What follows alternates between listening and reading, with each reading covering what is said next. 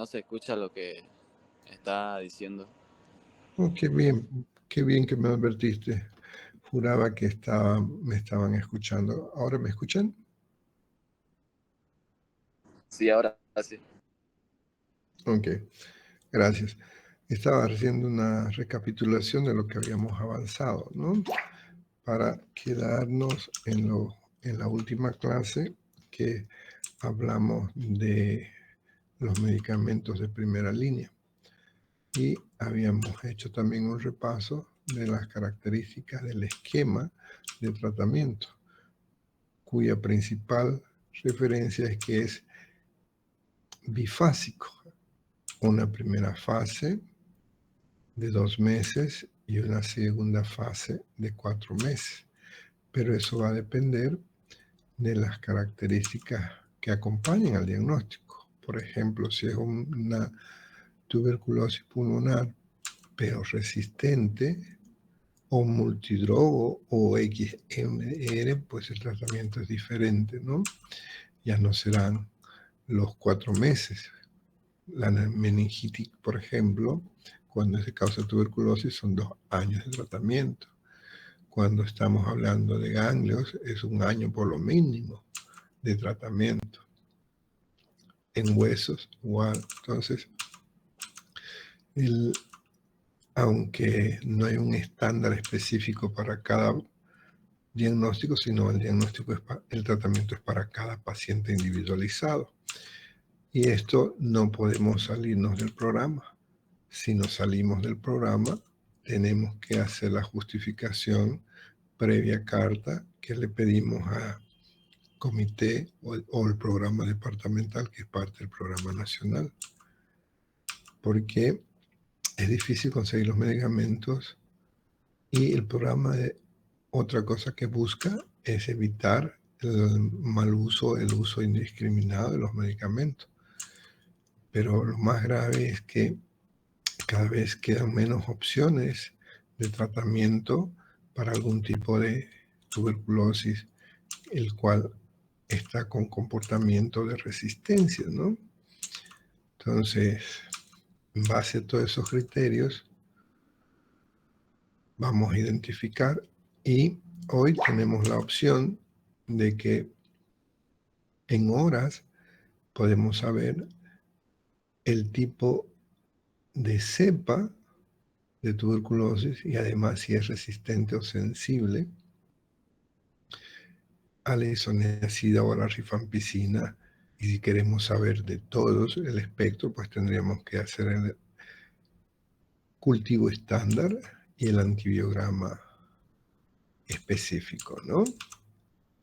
Entonces, la clave para que tengamos éxito en el tratamiento es teniendo una empatía para que podamos convencer a ese paciente que tolere todas las molestias de estar enfermo, que aún no sana. Hay situaciones en que ya uno quiere suspender el tratamiento porque el paciente se siente bien, ya no tose, está engordando, pero recién han pasado 2 meses, o sea, una muy buena sensibilidad del germen. Pero no por eso nos vamos a arriesgar a suspender, por más que me salga negativa las 3 muestras que le he hecho el segundo mes, debo cumplir o completar. ¿Y cuál es esa finalidad? Además de curar al paciente, es el de evitar la resistencia.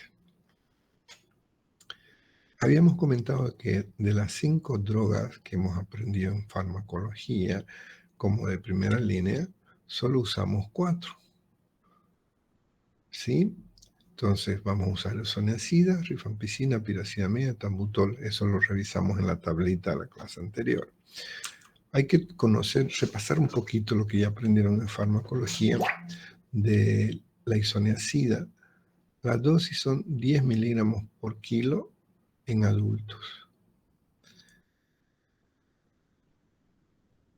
Cuando son demasiado delgados. Si son promedio de más de 50 kilos, acuérdense el 5, más de 50 kilos, ahí la dosis para un adulto es de 5 miligramos por kilo. Pero no puedo pasarme de 300. La reconocemos la isoniazida porque es un comprimido pequeño y viene en dosis de 100 miligramos, aunque viene combinada por el tema de pediatría con la rifampicina. La dosis es diferente de presentación, pero las dosis por kilo son las mismas. Hay situaciones en que el paciente no tolera el tratamiento, pero no podemos suspenderlo, entonces vamos a la opción de hacerlo 2 veces por semana, o si lo tolera, 3 veces por semana. Ahí modificamos un poco la dosis. Ya nos vamos a 15 miligramos en vez de 5, triplicamos. Ahora, todos estos medicamentos pueden presentar alergia o ser parte de lo que llamamos RAFA. Y esa RAFA puede presentarse como neuropatías periféricas, adormecimientos, calambres, hormigueo. O lo más común y más riesgoso que tenemos es que empieza con náuseas, vómitos, dolor abdominal, ictericia. Entonces ahí sospechamos que hay hepatitis. Pero por favor no esperen a que ya tenga ictericia para sospecharla. Si el paciente está tomando medicación, ya con las náuseas voy a suspender los medicamentos para hacer un control de laboratorio y confirmar o descartar lo que estamos sospechando.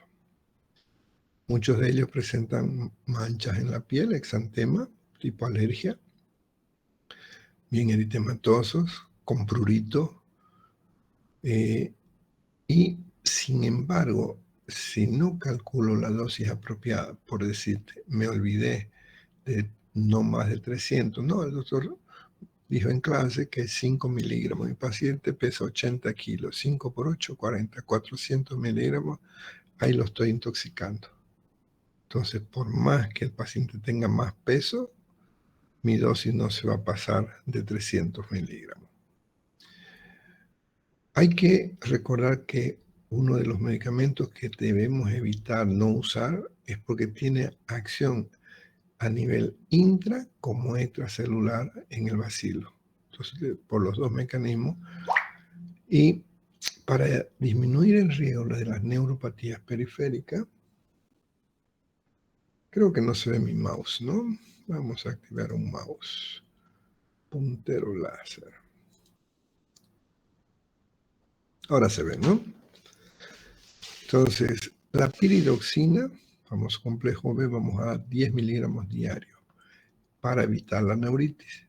Si el paciente ya está con manifestaciones neurológicas, ahí cambio mi dosis. Quintúplico o 10 veces más. 50 a 100 miligramos cuando hay las manifestaciones. El otro medicamento es la rifampicina, se abrevia como RFP. La dosis, 10 miligramos, ya no 5, 10. Igual manera, no pasarme de 600 miligramos. Su presentación habitual, comprimidos de 300 miligramos, es decir, le damos 2 comprimidos. Pero como mencioné con la rifampicina, puede venir combinado en suspensión. También tengo alternativas para bi o trisemanal cuando el paciente no lo esté tolerando. Aquí entramos como la isoniazida, riesgo de hepatitis, que debemos estar alerta. Esto complica un poco. El paciente viene por fiebre, le damos tratamiento y comienza a empeorar la fiebre.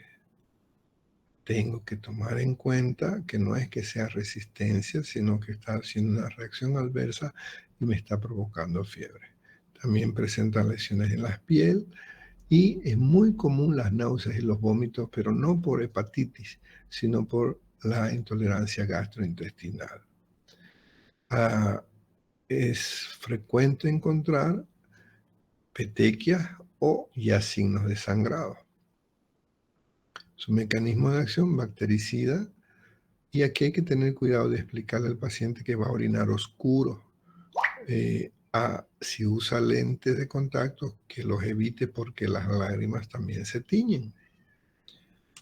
El otro medicamento que asociamos es la piricinamida. la piracinamida, PRZ, su abreviación, y aprendimos en farmacología, comprimidos de 500 miligramos, son unos comprimidos alargados, grandes, blancos, y su dosis no más de 2 gramos, 15 o 30. ¿Cómo sé cuándo darle 30 y cuándo darle 15? Dependiendo. Si tu paciente es muy delgadito, le das dosis alta. Si está con menos peso, le calculas a menor dosis. Y en la bi o trisemanal hay que tener de no pasarse de las dosis, no más de 4, no más de 3. Aquí recordamos farmacología, entre sus efectos adversos que tenemos, parece gota, que de pronto tiene dolores articulares.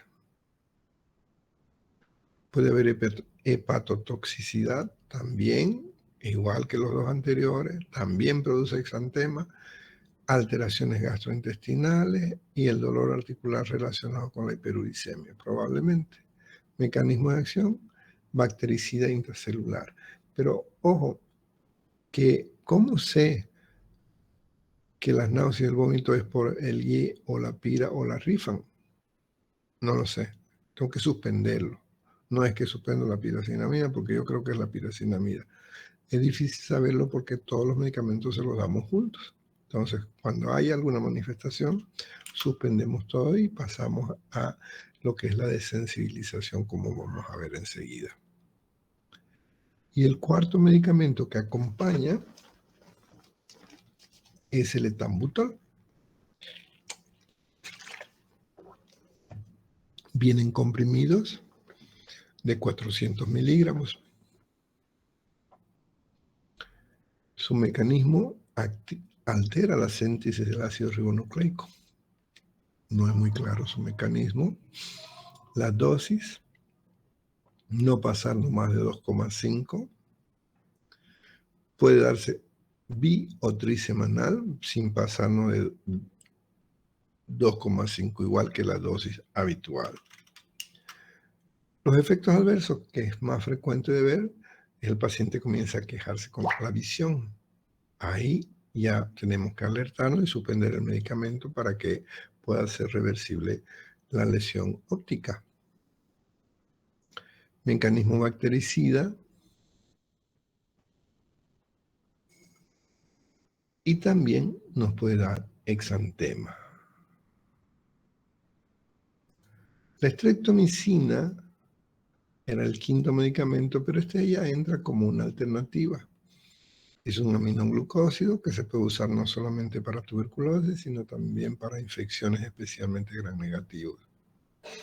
La dosis de 15 miligramos, no pasar más de 1,5 gramos cuando sea bi o trisemanal.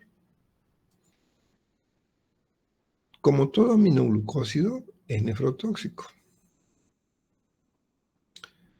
Puede dar lesiones auditivas. Por eso cuando especialmente esté embarazada una persona, hay que evitar usar este medicamento y estar atento a nuestros pacientes revisándole la agudeza auditiva. Ya son 2 aspectos que tenemos que valorar en los sentidos: la vista y el oído, ¿no? Entonces, ¿qué pasa cuando el paciente no está respondiendo al tratamiento? Ahí tenemos que pasar a medicamentos alternativos. Y cuando tomamos medicamentos alternativos, hay que ver qué cantidad vamos a usar. De los 4, los voy a suspender los 4, o solo voy a suspender 1, o solo voy a suspender 2. ¿En qué me voy a basar? Si lo estamos suspendiendo,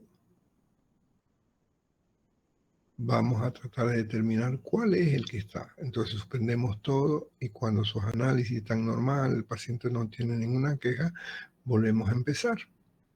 A eso hablamos de la prueba de la sensibilización, ¿no?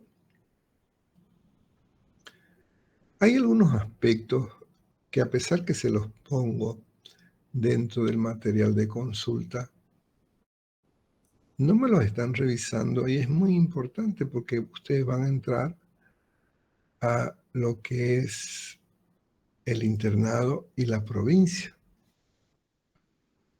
Y ahí les van a preguntar esto, ¿no? Entonces van a decir, ¿cómo es posible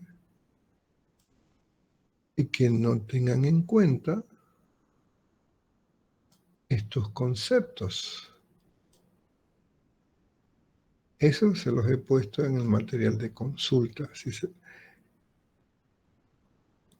para cuando tengan tiempito, tirarle una revisadita. A lo que me refiero que estamos hablando es a esta, a ver, para que no se olviden. El drive está...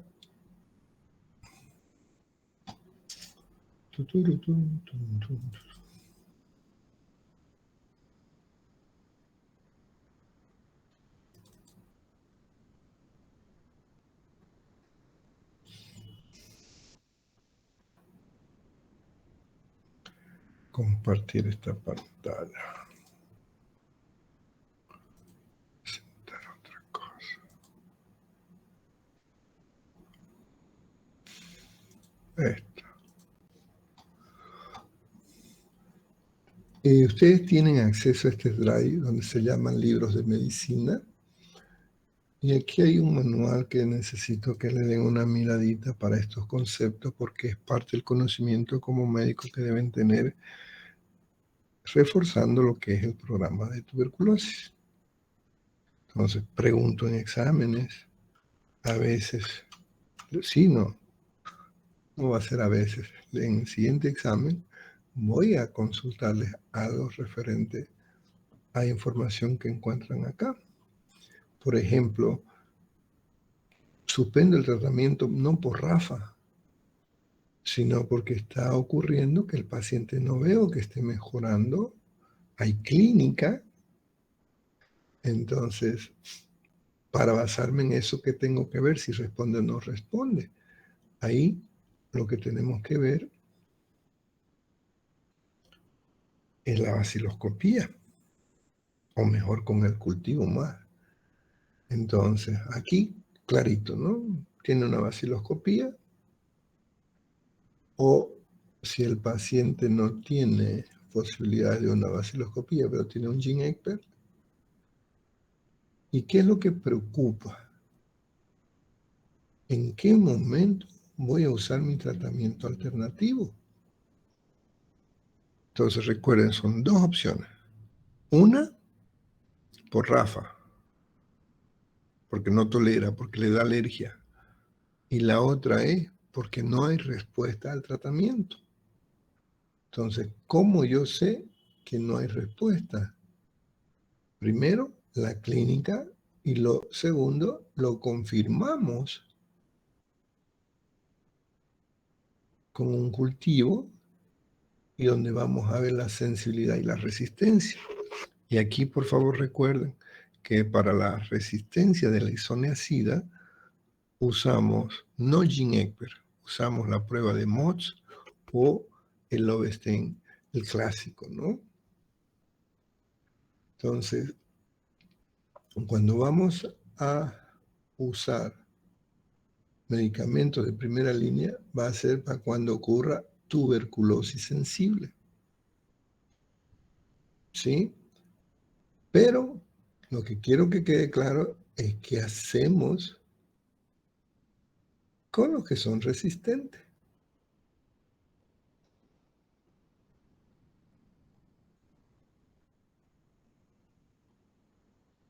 Entonces, insisto, este material lo tienen en su drive del Classroom. Ok, volvamos a nuestra diapositiva.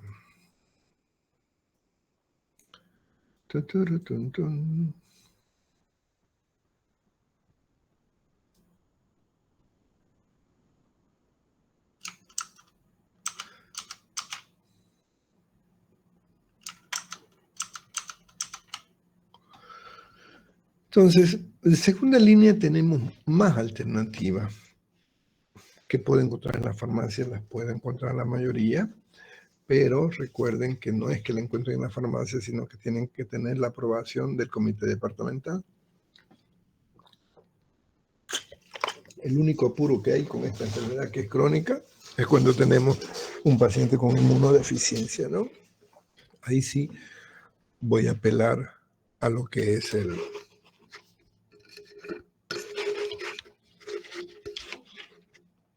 Doctor, una consulta. Buenas noches. Hola. Doctor, tengo una duda.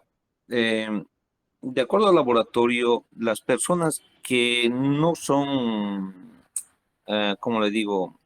Los laboratorios no lo pueden identificar el bacillus en una sola prueba. ¿Será preciso hacer un seguimiento de 4 a 5 pruebas? Según su experiencia profesional, ¿qué recomienda usted? Todo depende de la destreza que tengas en el laboratorio. Si tienes un laboratorio confiable, no necesitas tantas pruebas. Porque si en la primera o la segunda te sale negativo, significa que tenés otro tipo de micobacterio, que es, si el Nielsen positivo, o sea, le hiciste una baciloscopía, sale positivo, esa sería una alternativa. Sí, doctor. Otra alternativa es que no puedes hacer baciloscopía. Ejemplo, tuberculosis miliar. Ejemplo, derrame pleural por tuberculosis. Entonces, ahí no puedo, ok, lo intento con una vez, una biopsia, un cultivo, un ADA, un GeneXpert. Y si me sale negativo, porque no tengo una destreza apropiada en mi laboratorio, paso a la prueba ensayo-error. Si es un paciente que tiene familiares que tienen COMB positivo y él tiene clínica muy similar, pero la baciloscopía no la puedes tenerla, y tu radiografía es compatible con infiltrados de tipo granulomatoso, pues inicias un tratamiento, ¿no? Y ahí ves si responde o no responde, aunque te queda la posibilidad remota, pero queda que es un paciente resistente, nunca va a mejorar. ¿Y cómo lo comprueba? Ok, entonces va a depender del tipo de caso clínico de presentación. Gracias, doctor. Mi otra duda, paciente que está con tratamiento ya más de 3 meses, ¿todavía tiene la potencialidad de contagio? Claro, claro. Si tú estás seguro que es sensible, uno dice, oh, lo que se decía habitualmente, que el paciente empezó y ya lleva 10 días de tratamiento, las probabilidades de contagio son menores. Eso era antes. Hoy se ha visto que cada vez hay más resistencia. Llevas un mes, 2 meses, 3 meses, le haces baciloscopía y sigue saliendo positivo. Entonces, ¿la seguridad cuál te da? Cuando el paciente ya tiene baciloscopía negativa. Y por eso es que hacemos controles. No estamos conformes con 2 baciloscopías negativas. Le hago al 4º mes un nuevo control y me sale positivo. ¿Qué pasó? ¿Se volvió a enfermar? ¿O no está respondiendo? Entonces, esas son cuando pasamos de negativo a positivo. Ahí en la norma nos los explica muy bien. Tenés que hacerle 2 controles en los últimos 4 meses. No sé si aclara un poco tu consulta. Sí, doctor. Cabe mi duda, gracias. Ok, ¿alguna otra pregunta? Ok, entonces, ¿cuál de la medicación voy a utilizar? Aquí es cuál disponemos. Aquí tenemos que ver, me voy a preguntar al programa, el programa me va a responder si ellos van a pagar la factura de los medicamentos que compremos. Es lo primero que voy a decir, porque imagínate un año de tratamiento, porque cuando ya es resistente o estás usando alternativa, ya no hace 6 meses. te vas directo a un año, ¿no? Con controles periódicos, por eso que al cuarto mes todavía le estoy pidiendo vaciloscopía. Entonces, pero no voy a esperar hasta que responda la carta, porque la carta, cuando yo la envío al comité, el comité tiene que reunirse, cuando se reúne tiene que mandar a La Paz tiene que reunirse, después responder, a veces tardan hasta 3 meses en decirte si te van a pagar o no. Empezamos el tratamiento y vamos guardando facturas, para después, si tenemos suerte, la cambiamos. Entonces, como hago la prueba de sensibilidad, vámonos al escenario de que el paciente está con náuseas y vómito, está haciendo hepatitis, pero no sé cuál de los medicamentos me está haciendo hepatitis. Entonces lo suspendemos todos. Luego le damos la cuarta parte. Al otro día le doy la mitad. Al tercer día le doy entera. Si no hay manifestaciones, le doy normal, aquí lo peso. Y voy probando una por una. Donde detecto, esa la suspendo. Si solo es un medicamento, ok, solo le agrego otro medicamento de segunda línea. Puede ser una levofloxacina, es cómodo por vía oral. Vamos a darle 1 gramo al día, pero no más de 1 gramo. O la Moxi o la Gati. Habitualmente, hoy están apareciendo nuevos estudios, si ustedes se fijan en Open Evidence, hay nuevas quinolonas, o sea, las quinolonas están dando muy buena respuesta. Vamos a preguntarle a Copilot qué nuevo tenemos en resistencia a quinolonas. Hola. Hola de nuevo, Germán. Espero que estés bien. Dime una cosa, háblame de la resistencia a las últimas quinolonas con la tuberculosis. Bueno, Germán, te cuento lo... Entonces, ahí te orienta un poco, pero lo mejor no es escuchar una opinión, lo mejor es ir a buscar la fuente. Entonces, por eso se recomienda Open Evidence, porque te dando las referencias de los artículos en que se basan, ¿no? Entonces, el tiempo, y hacemos la primera fase, los 2 meses los vamos ampliando a 3 o a 4, dependiendo de la respuesta con la vaciloscopía. Si hay buena respuesta, ok, lo suspendo los 2 y paso a la segunda fase. Ya no con 4, voy a escoger 2, por lo menos uno de primera línea, o si no hay, ok, combino lo que tengo. Esa es la dificultad que tenemos cuando hablamos de tratamiento alternativo. Hay trabajos nuevos que están hablando muy bien de los carbapenem. Ustedes van a ver que damos meropenem o inclusive moxi. Y algo que usamos comúnmente aquí en el hospital, lo podemos ver, que fue una novedad de los nuevos, el beta-calino, con el riesgo de arritmias cardíacas que pueden ser potenciales para un paro cardiorrespiratorio, ¿no? Entonces, con esa característica, pero recuerden, traten de hacer un buen uso del medicamento, porque hoy en Bolivia ya tenemos pacientes que no responden al tratamiento, no le hacen nada ni cosquilla. Les voy a presentar un caso en la práctica de una paciente. Entonces, ¿qué voy a usar? Yo decido. ¿En qué se basa mi decisión? Ok, ¿quién va a comprar el medicamento?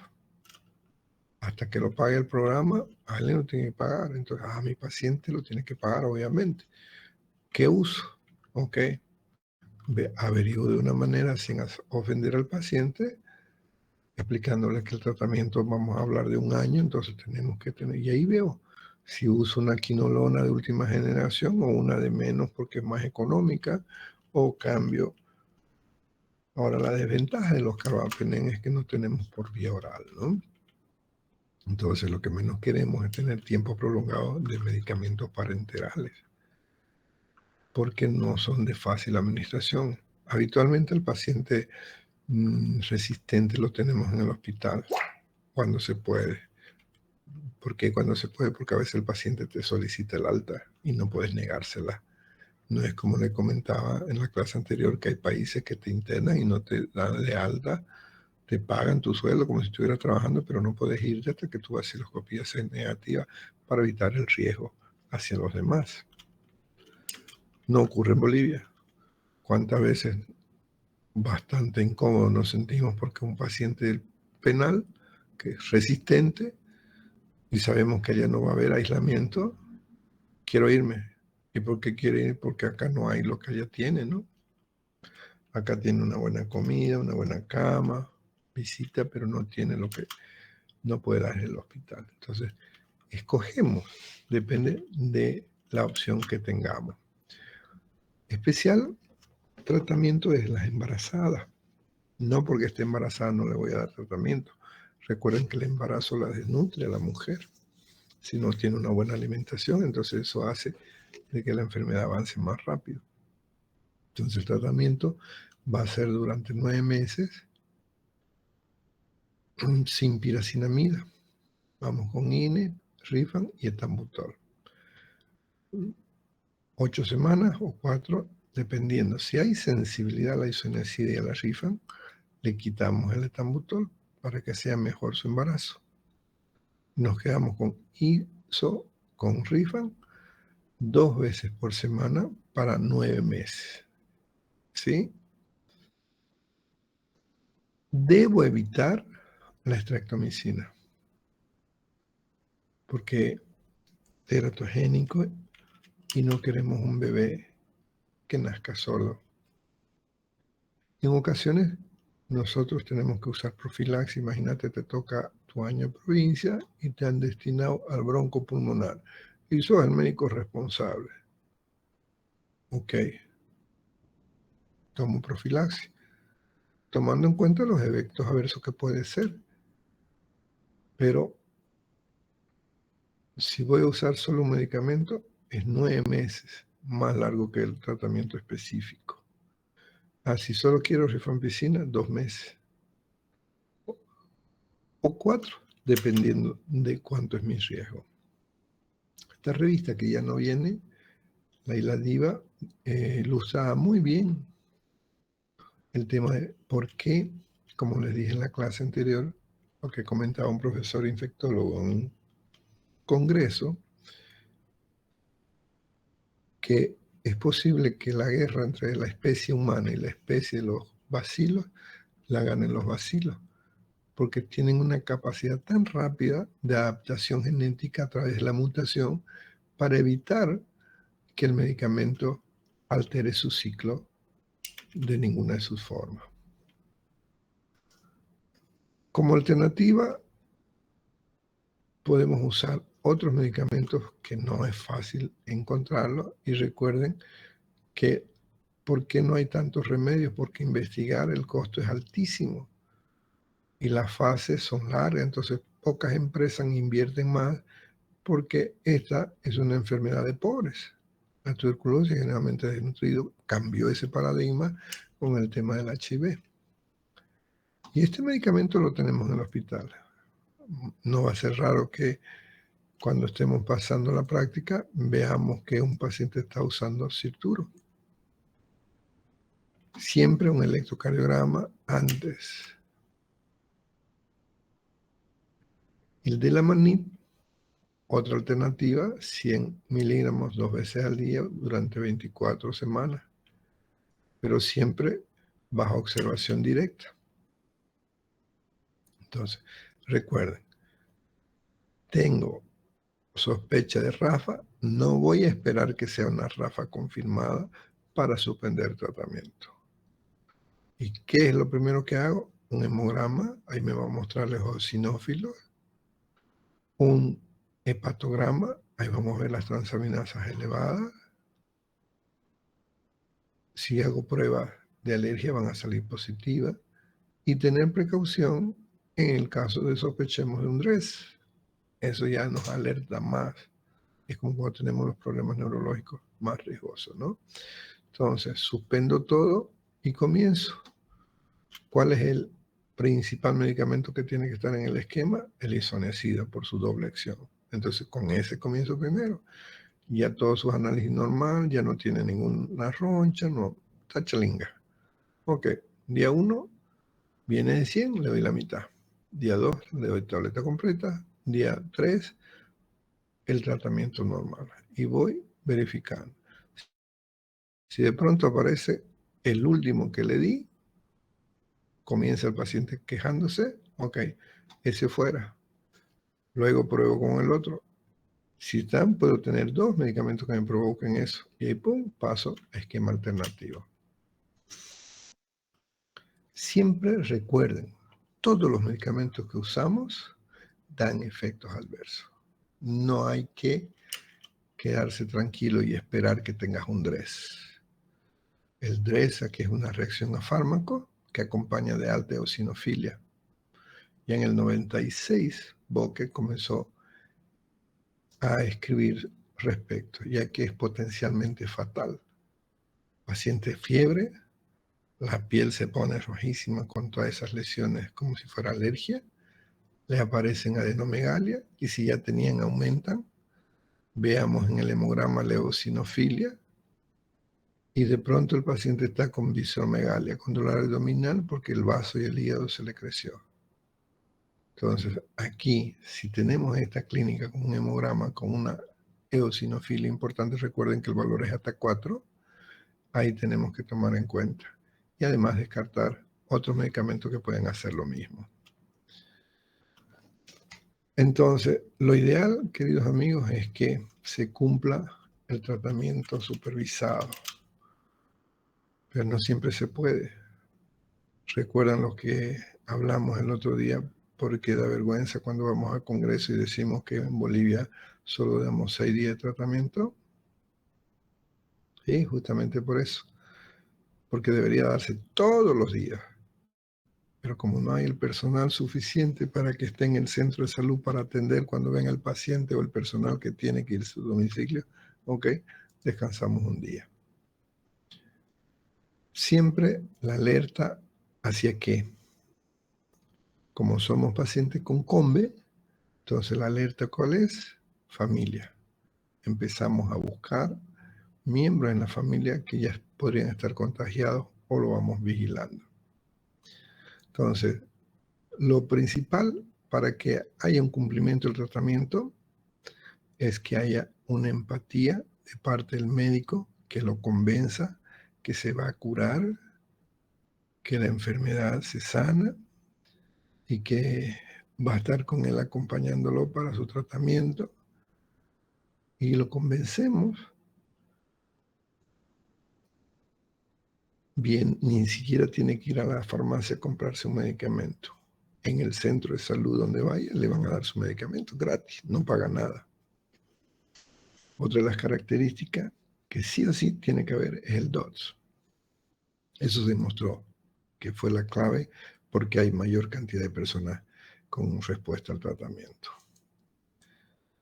Ahora, si nosotros tenemos que estar en cuenta de que a pesar de todas las buenas intenciones que tenemos, no se han logrado las metas apropiadas del 2020.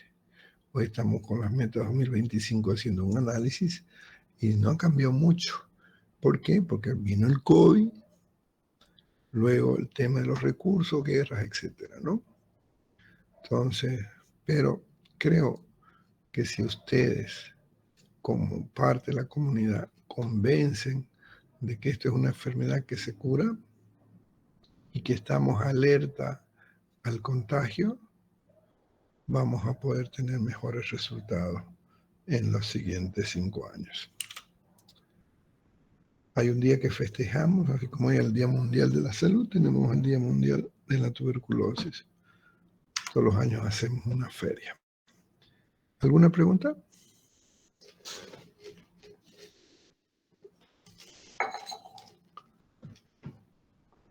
No hay pregunta. Qué bueno. Ok, ahora vamos a hablar de la bronquitis aguda.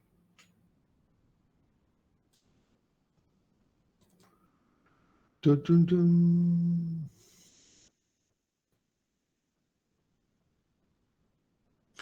¿Hablamos la primera clase que de bronquitis o no? Sí, doctor. Cierto, me estoy acordando. Entonces hoy tendríamos que hablar de la neumonía, no de la bronquitis. Turururum.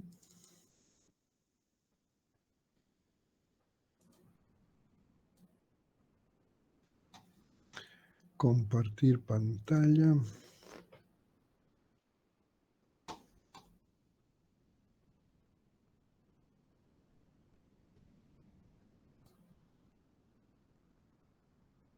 ¿Me confirman si se ve, por favor?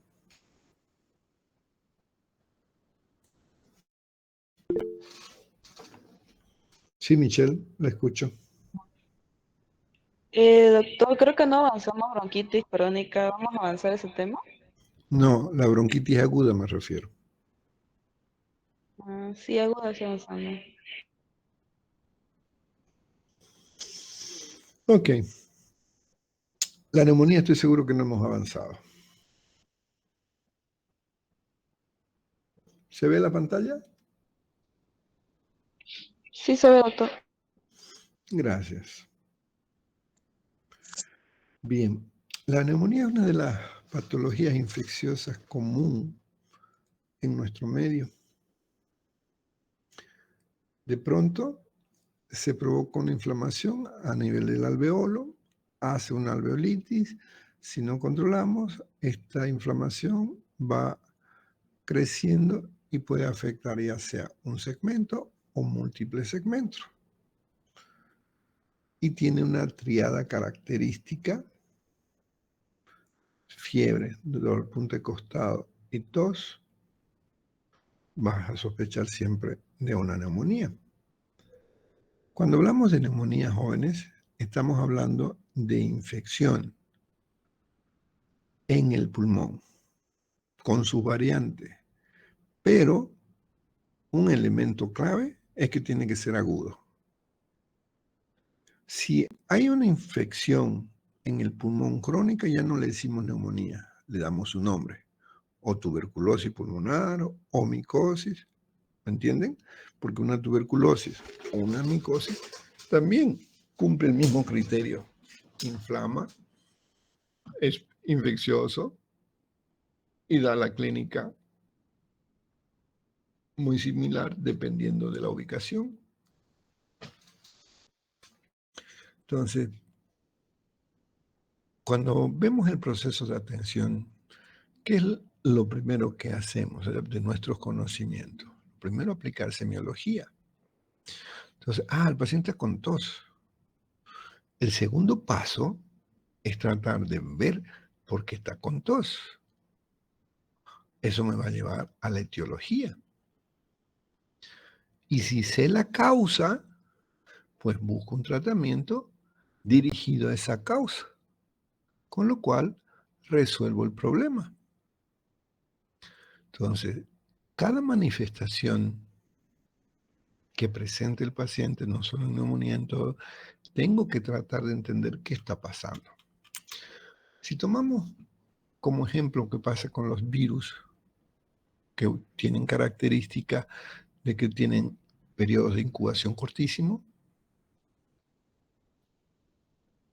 lo reconocemos básicamente por ello, y además que aparecen en épocas de contagio de grupos, como ser en invierno. Entonces, estos virus, se entiende mejor este proceso cuando vemos el sinergismo con otra bacteria.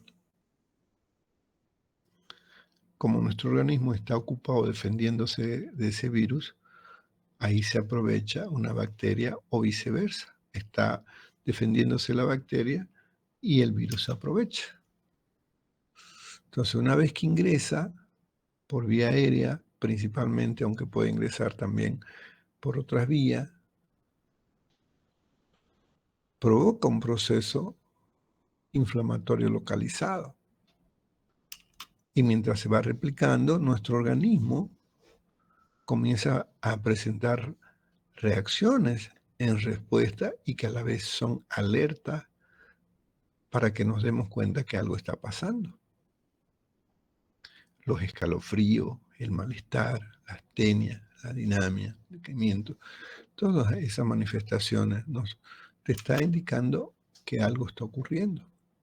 Porque nuestro sistema inmunológico, principalmente con los glóbulos blancos, comienzan a liberar sustancias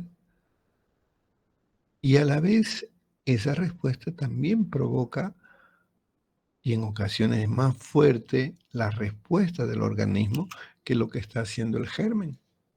Reacciones autoinmunes muy potentes. Entonces, al ver el proceso inflamatorio, comienza a manifestarse en todo el cuerpo. Y de ahí que vamos a tener en ocasiones manifestaciones que van a ser más allá del aparato respiratorio.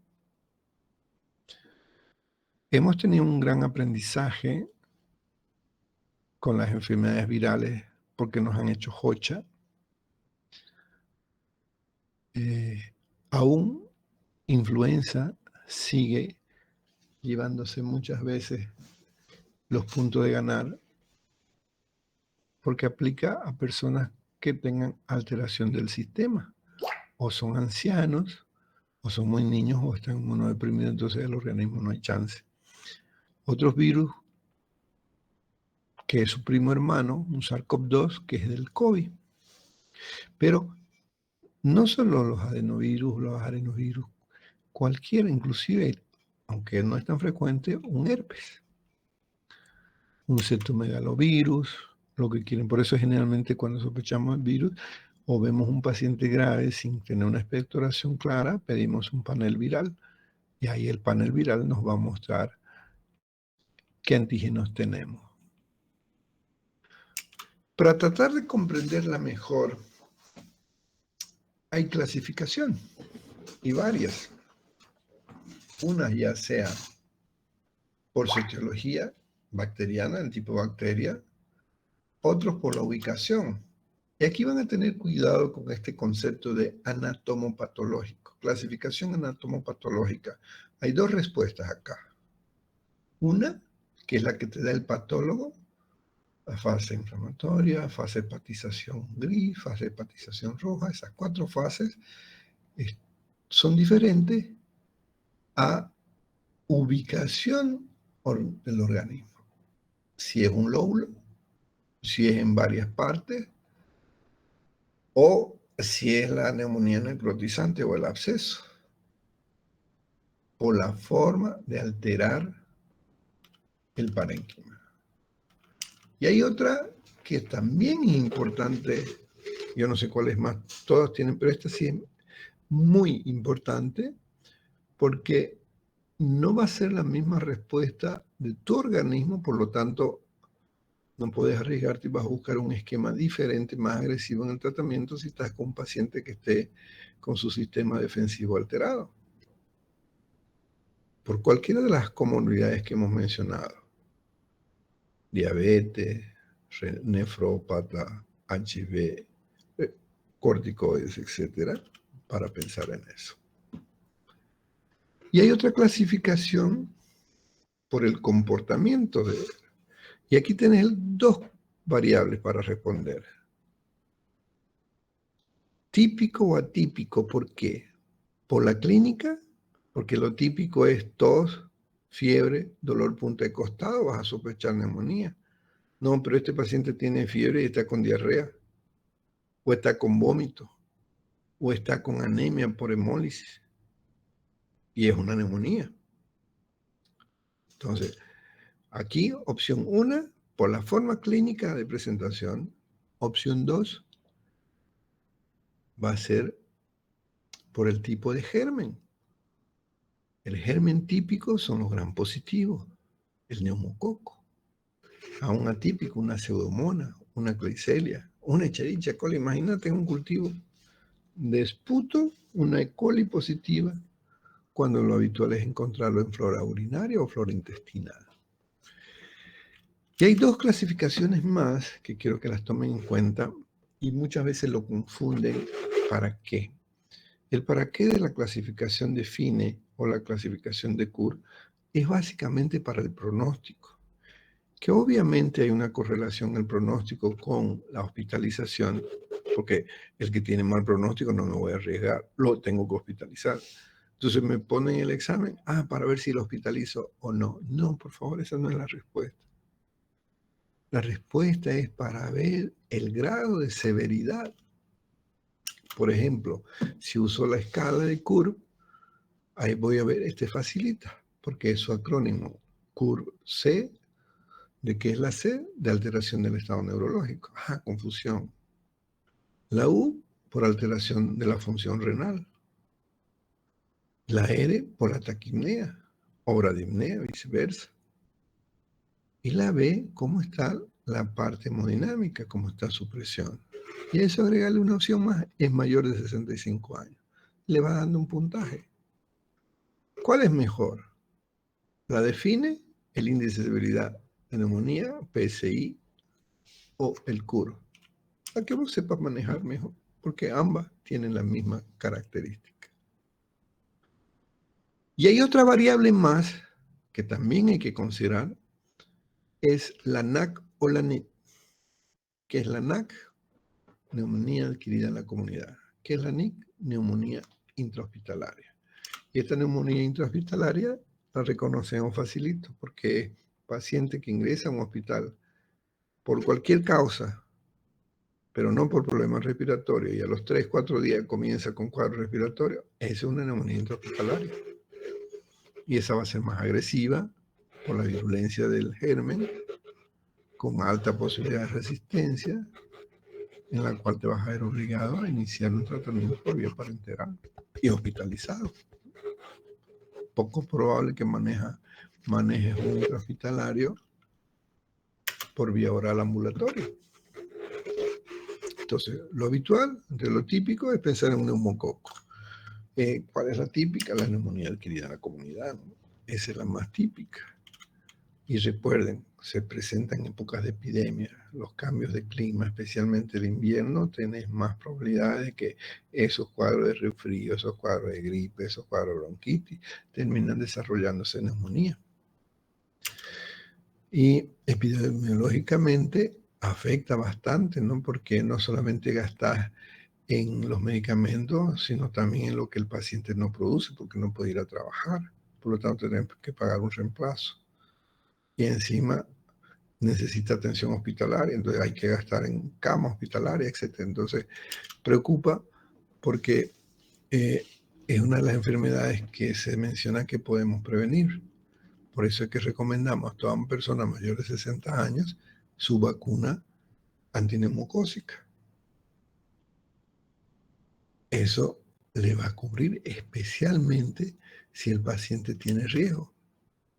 Recuerden, los pacientes de riesgo, por cualquiera de las comorbilidades, es mandatorio sus vacunas periódicas cada año.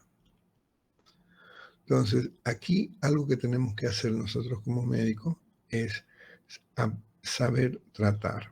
¿Para qué? Para que evitemos el mal uso de medicamentos y haya la resistencia. Algo que tiene mucha relación es con el tabaco, entre los factores de riesgo, porque el tabaco está provocando una lesión orgánica directo por el calor, por los componentes nitrosos, van a provocar una alteración de su sistema inmunológico. De ahí que cuando tengamos la presencia de una bacteria va a ser más fácil que se colonice. Si se coloniza por una bacteria diferente, el comportamiento clínico es más complicado. Y nos alerta también porque cuando un paciente está con este tipo de bacterias, las posibilidades de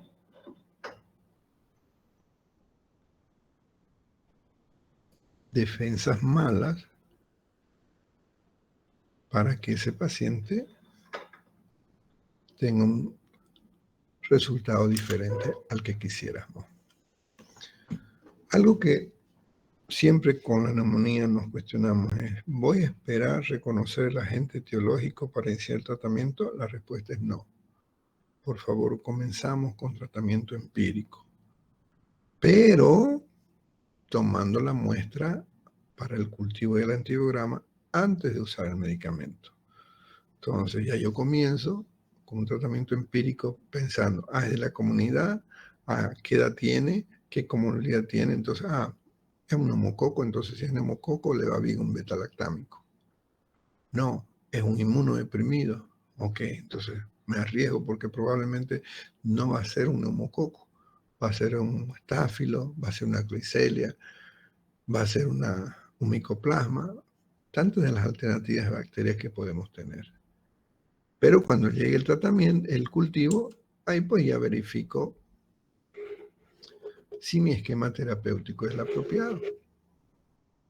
Entonces, la neumonía la sospecho clínicamente en las formas típicas. En las formas atípicas es un poquito complicado. Entonces, la mayoría, el 90% o más de los pacientes tienen expectoración. Eso es la neumonía típica. Pero puede haber expectoración por otro germen que no sea el neumococo. Ojo, aunque el color nos ayuda a reconocerlo, porque si la expectoración es verdosa, probablemente es un neumococo. Si tenés un sistema inmunológico apropiado, vas a tener manifestaciones generales prodrómicas, es decir, cuando está incubando, que el decaimiento, que el malestar general. Ayer una paciente durmió toda la mañana, toda la tarde, y a la noche tenía sueño. Al otro día, rinorrea y tos. Entonces la respuesta, y a medida que va avanzando el proceso inflamatorio, comenzás a tener manifestaciones respiratorias. Pero hay que tener una precaución en ese concepto. En las neumonías atípicas, la lesión chiquitinga y lo ves el paciente muy delicado. Otros casos tenés pulmón lleningo de lesiones, pero el paciente está tranquilo. Entonces juega un papel importante en la respuesta inmunológica de cada persona. A medida que avanza el cuadro inflamatorio, comienza a haber disnea. Si hay disnea, comienza a haber taquicardia. Si hay taquicardia, comienza a haber taquipnea. Y esas dos últimas, la taquipnea y taquicardia, si le agregamos un grado de temperatura por encima, también se eleva. Y si el paciente ya está con 30 respiraciones por minuto, con disnea, ya mi diagnóstico va a saltar. Ya no me quedaré con neumonía, porque el cuadro está avanzando a una insuficiencia respiratoria, algo más grave. La neumonía la trato con antibióticos, pero la insuficiencia respiratoria necesito administrarle oxígeno por la vía que podamos. Ahora, en los pacientes inmunodeprimidos, no necesariamente tienen fiebre, les cuento. Lo ves taquipneico. Ahora con el COVID aprendimos mucho de que lo veíamos taquipneico, pero el paciente no tenía disnea. Entonces, la respuesta del organismo depende de cómo está su sistema inmunológico. Entonces, cuando lo sospecho, ahora tengo que confirmarlo. ¿Cómo confirmo? Con una radiografía. Pero la radiografía tiene la desventaja que si la lesión está retrocardia, no la vas a ver, como hemos visto en la práctica. Entonces, en esos casos, cuando yo tengo la clínica, hay los estertores a la ocultación y la radiografía no me muestra lo que veo, le pido una tomografía para poder visualizar mejor. Y voy acompañando cómo está la respuesta de la función respiratoria con una gasometría. Vamos a pedir un hemograma, sospecho que sea bacteriano, pues va a haber una leucocitosis. ¿Cuánto es leucocitosis? Por encima de 10.000. No hay leucopenia, 4.000, con predominio de linfocitos. Lo más probable es un COVID viral. Aunque los procesos virales en la primera fase también hacen leucocitosis. Entonces todo depende del momento que le haces el análisis. Y todo paciente con un proceso inflamatorio le miro todo.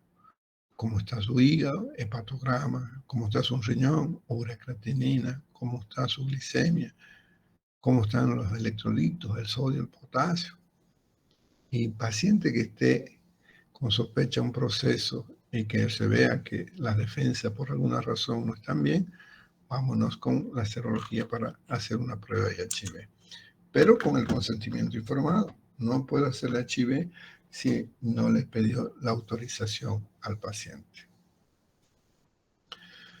Una cosa que tienen que tener precaución, cuando agarramos un libro, 2025, es lo último en la biblioteca, pero si ustedes miran adentro, la información es de hace 2 o 3 años. Entonces, siempre es bueno actualizarse, ya sea a través de congresos o a través de las guías, porque las guías no están, siempre las están revisando cada año. Y ahí nos ayudamos con la IA, las guías rima con IA, para que no se olviden. Por ejemplo, Open Evidencia. Agarro y le pregunto.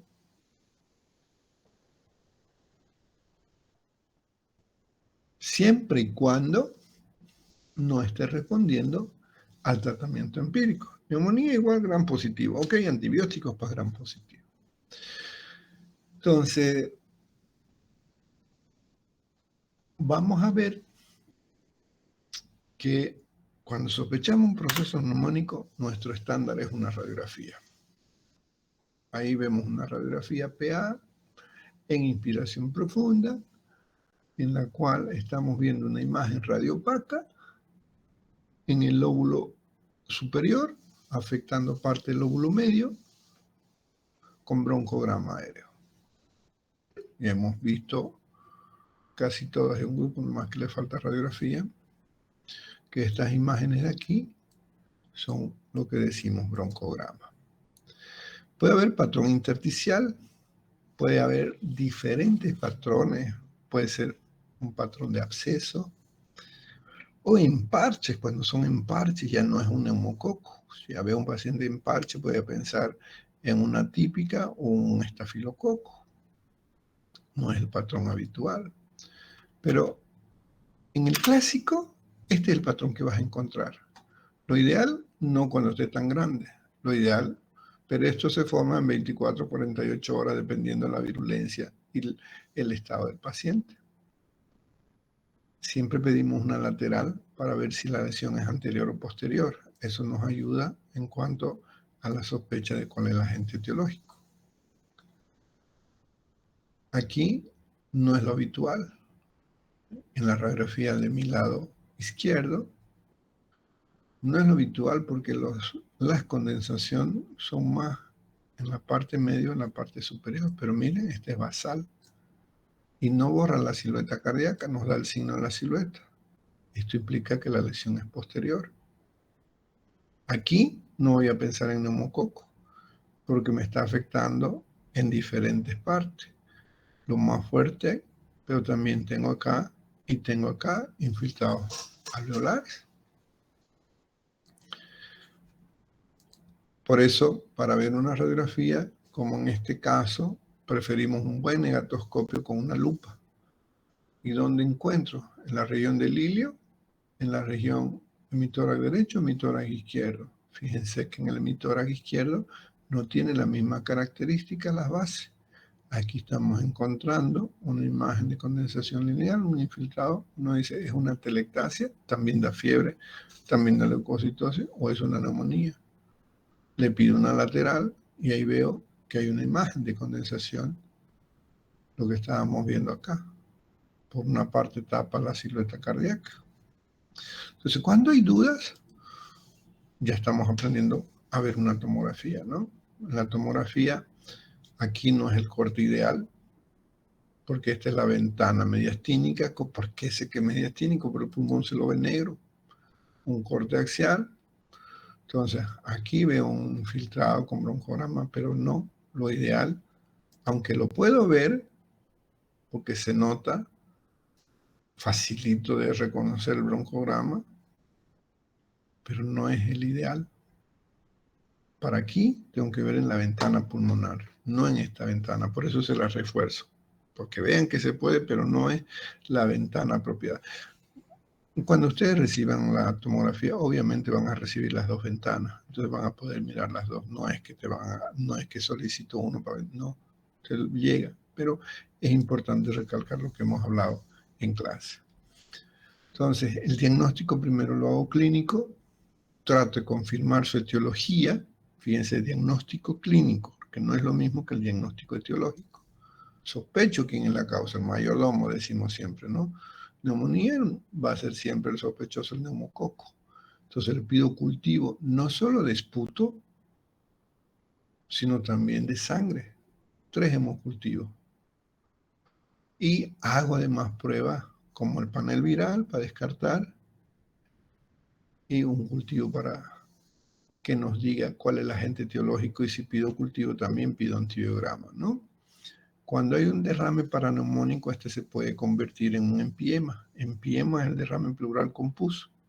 Entonces tenemos que pedir todo lo que es el citoquímico, donde vamos a tener los signos de una pleuresía, de un derrame tipo exudado. Cuando hablemos de derrame lo vamos a ver con más detalle.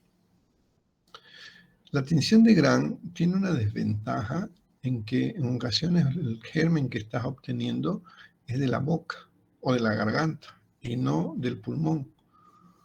Por eso es que la sensibilidad y la especificidad varía, dándonos resultados positivos diferentes, por lo que preferimos usar o ya sea una fibrobroncoscopía o una aspiración tracheal.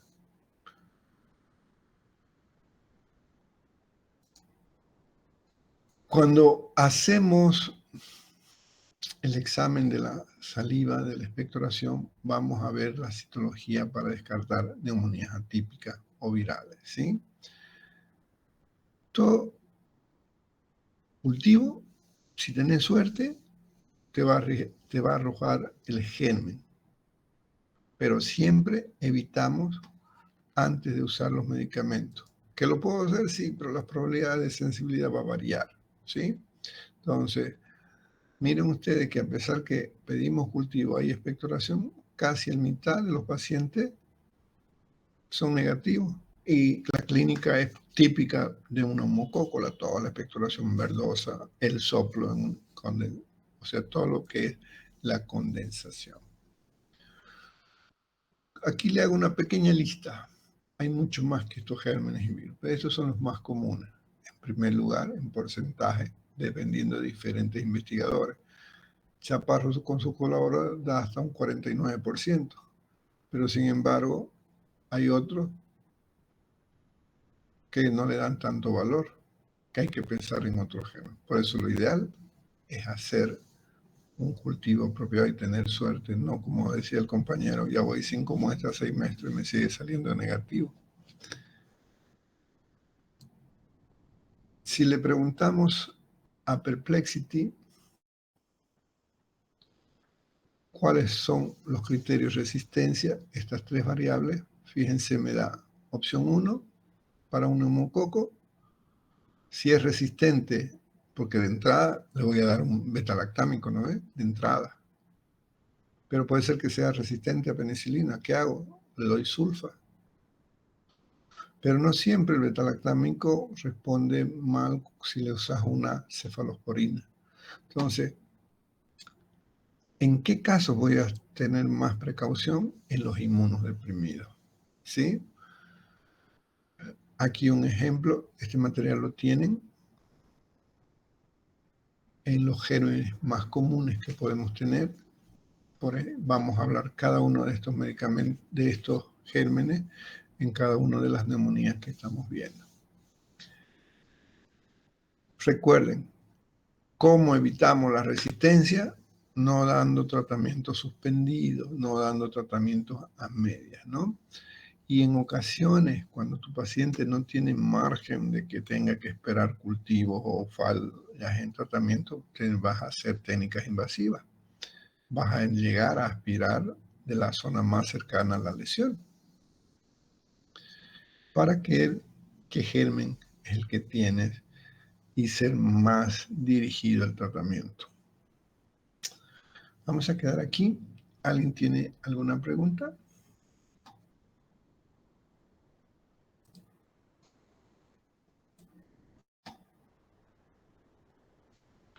Ok, todavía no ha llovido. Qué suerte. Bueno, nos vemos en la siguiente clase. Que tengan buenas noches. Buenos, doctor.